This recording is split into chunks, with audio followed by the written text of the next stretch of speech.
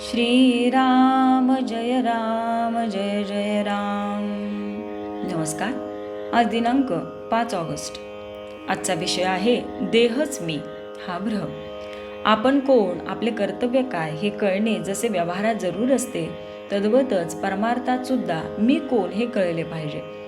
ज्याला मी माझे म्हणतो तो मी नव्हे खास.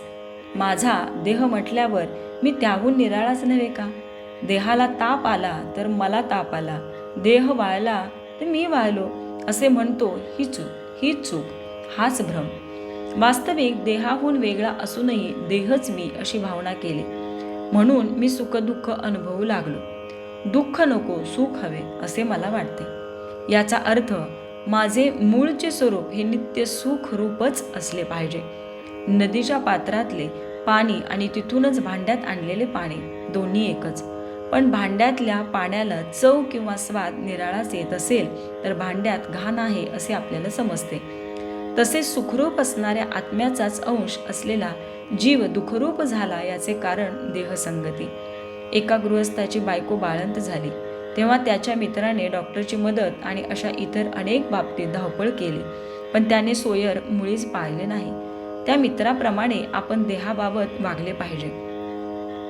एखादे झाड काढायचे असेल आणि ते पुन्हा वाढू नये अशी इच्छा असली तर त्याची पालवी वरवर खुडून काम होत नाही. त्याच्या मुळाला पाणी घालणे बंद केले पाहिजे. तद्वतच संसाररूपी वृक्षाला आम्ही अभिमानाचे पाणी वारंवार घातल्यामुळे तो इतका फोफावला आहे, तो अभिमान नष्ट केला पाहिजे. मी कर्म केले हा भ्रम टाकून दिला पाहिजे. खरा करता ईश्वर असताना जीव विनाकारणच मी करता असे मानतो. कर्तृत्व आपल्याकडे घेतल्यामुळे जीव सुखदुःख भोगतो. तेव्हा मी करता नसून राम करता ही भावना वाढवणे हीच खरी उपासना होय. आपल्या आयुष्यात ज्या ज्या गोष्टी घडतात त्या सर्व भगवंताच्या इच्छेनेच घडतात अशी पूर्ण खात्री झाली की मग सुख दुःख उरत नाही. ज्याची अशी खरी निष्ठा आहे त्याचे तेज काही निराळेच असते. अशा माणसाला अचल समाधान लाभते. किंबहुना हेच साधुत्वाचे मुख्य लक्षण जाणावे. हे आपल्या अंगी यावे म्हणून साधनाची सर्व खटपट चालते. खरोखर तुम्हा सर्वांना आता पुन्हा एकच सांगतो की सदैव नामात राहण्याचा प्रयत्न करा आणि नीतीला धरून राहा. त्यानेच तुम्हाला भगवंत भेटेल. परमार्थात नीतीला, शुद्ध आचरणाला फार महत्त्व आहे.